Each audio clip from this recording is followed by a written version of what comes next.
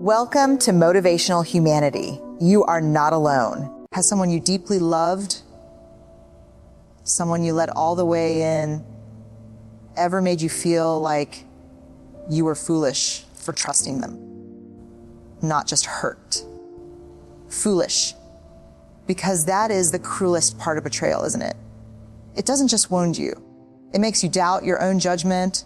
It makes you wonder, was I blind? Was I naive? Should I have known? And then quietly, almost without noticing, you start to build walls, not to protect yourself from others, but to protect others from the woman you're afraid you've become. The one who is angry and grieving and not quite sure she can be trusted to love without flinching anymore.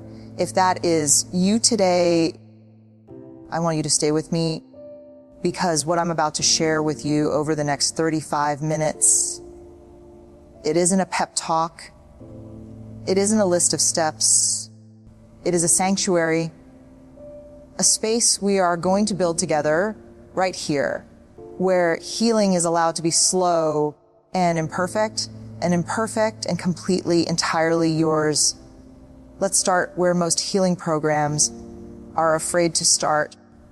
Let's start with the truth of what happened to you. Not a softened version, not the version you tell at dinner parties when you want to seem gracious. The real version, the one that lives in the 3 a.m. part of your chest. Maybe it was a husband, a partner of 20, 30 years, someone you built everything with, who looked you in the eye and chose someone else. Or worse, chose to lie to your face and call it love.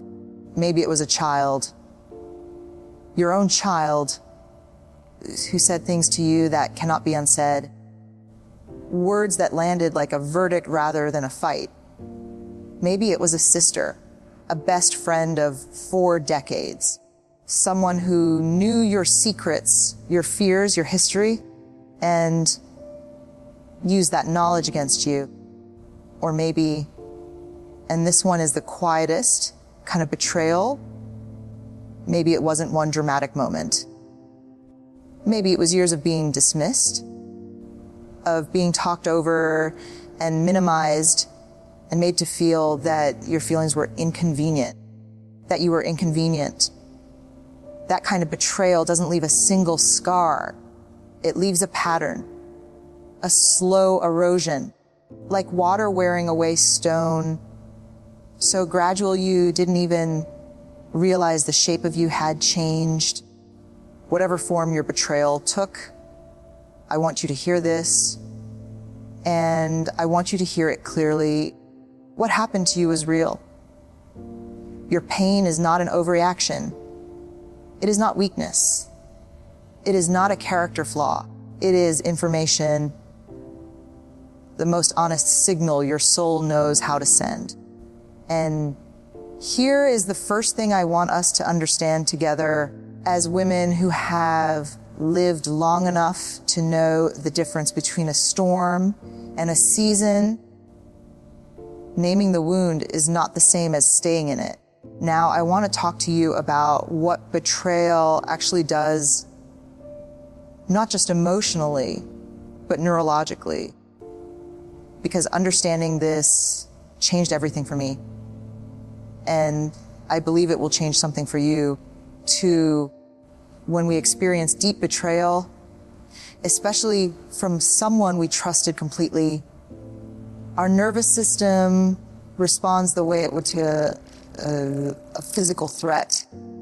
The brain doesn't distinguish between I was just in a car accident and I just discovered my husband of 30 years has been lying to me. Both are registered as danger. Both activate the same ancient survival circuitry. Both flood the body with cortisol and adrenaline. Both leave the nervous system in a state of high alert, scanning, vigilant, brace for the next wound. This is why after deep betrayal, You might find yourself doing things that confuse you. You might lash out at someone you love over something small. You might withdraw from everyone, even people who are safe. You might lie awake at 2 a.m., rehearsing conversations, arguments you've already had, arguments you haven't had yet, over and over, as if your mind is trying to solve its way out of a feeling. That's not you falling apart. That is your nervous system doing exactly what it was designed to do. It is protecting you. The problem is, and this is something most people never tell you, the nervous system doesn't know when the danger has passed. It keeps the alarm ringing long after the emergency is over.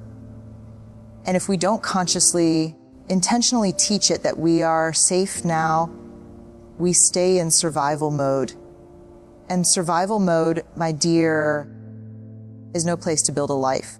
Now here is where it becomes even more complex. And this is the part I especially want you to sit with. Betrayal doesn't just hurt you, it alters your relationship with yourself. When someone you loved and trusted fully betrays you, a quiet and devastating voice can begin to rise inside you. A voice that says, you should have known, you were too trusting, you were too much, or not enough, and that's why this happened. That voice is not wisdom. That voice is shame, and shame is the most corrosive force in the human heart. It doesn't make us better. It makes us smaller. The work, the real work of rebuilding after betrayal, is not just about rebuilding trust with other people. It is about rebuilding trust with yourself. Restoring the inner voice that says, I am not the cause of someone else's choices. I am allowed to have been open-hearted. That is not a flaw. That is a grace. I want to talk now about something that I know many of you have been told by family, by faith communities, by well-meaning friends, and that something is forgiveness. And I want to be very careful here because I deeply respect the spiritual traditions that center forgiveness as a sacred act. But I also want to be honest with you because you deserve honesty more than you deserve comfort right now. The way forgiveness is often taught, particularly to women of faith, is as a transaction. You forgive quickly, you forgive fully, you let it go, you smile, you move on. And if you haven't done that yet, there is something wrong with you. You are holding a grudge. You are not being gracious. You are not being the bigger person. And I want to say this as clearly as I possibly can. Forgiveness is not a performance. Forgiveness is not an event. And forgiveness, true, lasting, liberating forgiveness, cannot be rushed. Here's what I have come to believe after years of sitting with women in their deepest pain. Forgiveness is not something you decide in an afternoon. It is something that arrives sometimes slowly over months or years as a natural consequence of doing the actual work of healing. It is like the leaves releasing from a tree in autumn. You cannot pull the leaves off and call it autumn. You cannot force the season. But if you care for the tree, if you water its roots, protect its trunk, give it light, the leaves will release when it is time. And here is the other thing they don't tell you about forgiveness. Forgiving someone does not mean trusting them again. Forgiving someone does not mean letting them back into your life. Forgiving someone does not mean pretending it didn't happen. Forgiveness is an internal act. It is the decision to stop allowing someone else's cruelty to live rent free in the most sacred spaces of your soul. It is not a gift you give them. It is a gift you give yourself. And boundaries, I want to spend a moment here because the word gets used so casually, but what it truly means is profound. A boundary is not a wall built from anger. A boundary is a structure built from self-knowledge. It says, I now know what I will no longer accept, not because I hate you, but because I love myself. A boundary is, in fact, one of the most loving things a healed woman can do for herself, and whether they deserve it or not, for the people around her. Right here at the halfway point, I want to ask you a favor. If this has touched something real in you today, would you share it with just one woman in your life? One sister, one friend, one daughter, someone who has been a little quieter than usual lately, someone who might need to hear that her pain is valid and her healing is possible. Just send it to her. You don't even need to explain why. She'll know. Now I want to walk with you through what I call the 7 markers of true healing. Because in my experience, and the goofy, one of the most disorienting parts of recovery from deep betrayal is not knowing whether you're making progress. You can feel better for 3 days and then be undone by a song on the radio. You can feel like you've finally found solid ground, and then something small, a smell, a photograph, someone who looks like them from behind brings it all rushing back. That is not regression. That is not failure. That is the non-linear, completely unpredictable, infuriatingly human nature of grief. But there are markers, signs, and when you learn to recognize them, they become quiet celebrations, evidence that your soul is doing exactly what it promised to do. Marker 1, you stop rehearsing. There comes a day, not the first day, not the 10th, when you realize you haven't spent the first hour of your morning replaying the betrayal, the mental rehearsal, the arguments, the what if only I had said begins to quiet.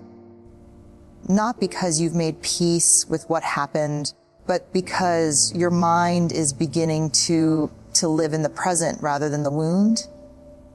Marker 2, you allow yourself moments of joy without guilt.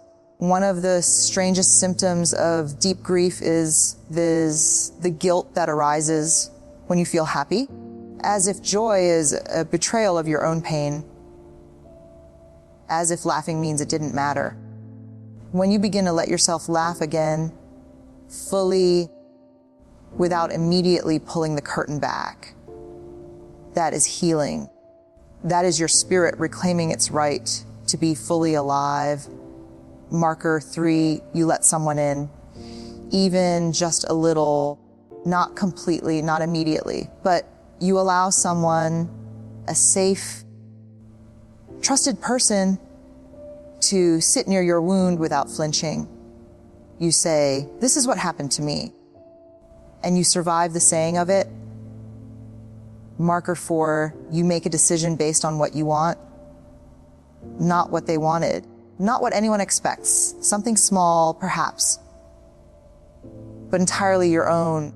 This is the quiet return of agency, the lived understanding that you are the author of what comes next.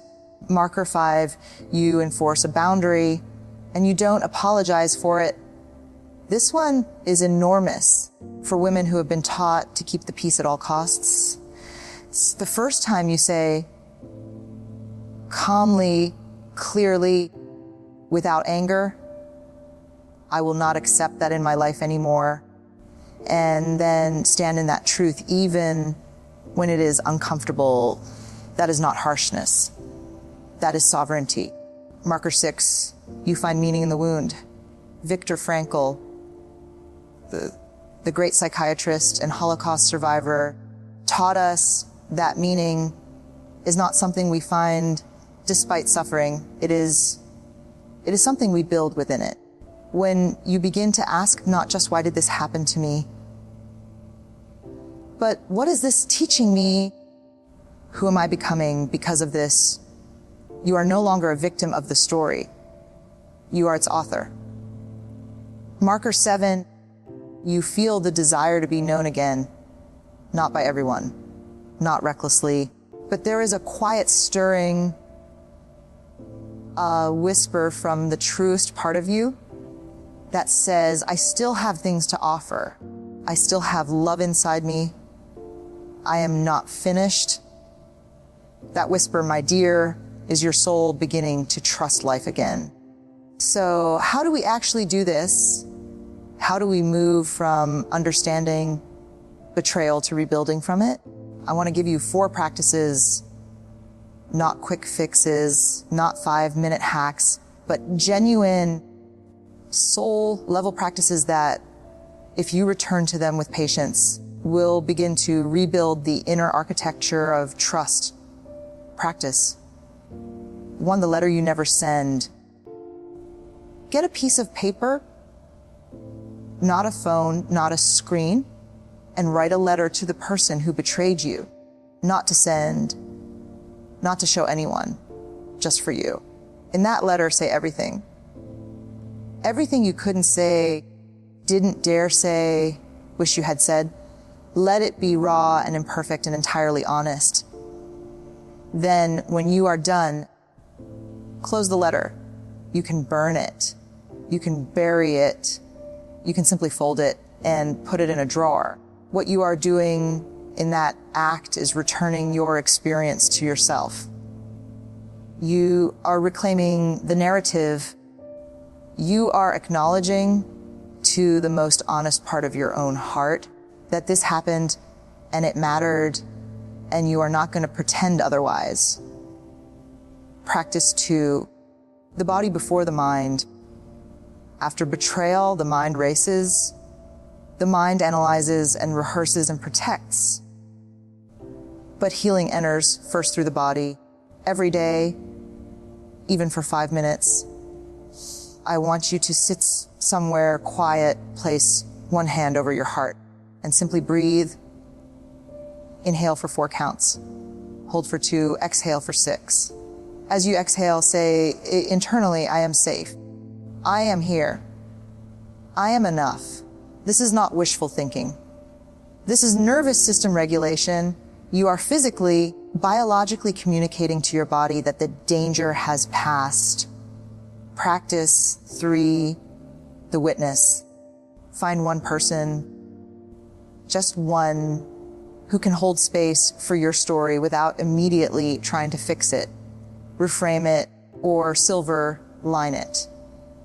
A trusted friend, a therapist, a wise woman in your life who has been through her own fire. Tell her what happened. Not the sanitized version, the real one. There is a form of healing that can only happen in the presence of another person who truly sees you and does not look away. We are not designed to heal in isolation. We are wired for witnessed healing. Practice 4, the one new thing. Betrayal often freezes us. It shrinks our world to the size of our wound. The antidote is not grand transformation. It is one small new thing, something you do for yourself by yourself, that is entirely unconnected to the person who hurt you. A class, a walk in a new neighborhood, a book you would never have let yourself read before, a trip to a museum alone. Each small, new experience is a deposit into your sense of self. You are building evidence, lived, felt, bodily evidence that you are still a person who